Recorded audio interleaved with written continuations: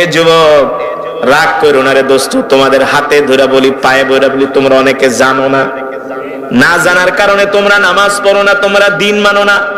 মনে করো মুসলমানের ঘরে জন্ম নিছি, এমনি ভেস্তে চলে যাব, নবীজি এমনি সুপারিশ করে জান্নাতে নিবে, এত সহজ না রে দোস্ত, ঠিক কিনা বলেন?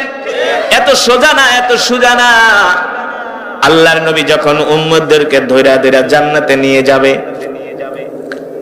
তখন কিছু উম্মত যায় বলবো, গো নবীজি আমিও তো আপনার উম্মত, আমাকেও জান্নাতে নিয়ে যান। অথচ দুনিয়াতে খাইতো গাঞ্জা, দুনিয়াতে খাইতো সিগারেট, দুনিয়াতে খেলতো জুয়া, জুয়া সারাদিন শুধু ফেসবুক নিয়া পর্নোগ্রাফি দেখতো, অশ্লীল ভিডিও দেখতো, ঠিক কিনা বলেন?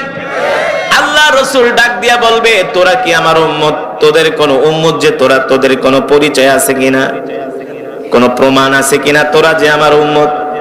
দেখ দেখ, আমার ওই যে উম্মতদের দিকে তাকায় দেখ, একজনের হাত নাই, একজনের পা নাই। আমার সাহাবীদের দিকে তাকায় দেখ, আমার সাহাবীদের কলিজা পর্যন্ত কাফেররা ছিঁড়ে ফেলেছে, ঠিক কিনা বলেন? কোন সাহাবীর হাতের কবজি নাই, কোন সাহাবীর ডান পাও নাই, বাম পা নাই। এই যে দেখ, তাদের চোখগুলো উঠিয়ে ফেলেছে, তাদের আঙ্গুলগুলো কাফেররা কর্তন করেছে। তাদের কোনো দুনিয়াতে অপরাধ ছিল না, তাদের একটাই অপরাধ ছিল, তারা কোরআনের কথা বলতো।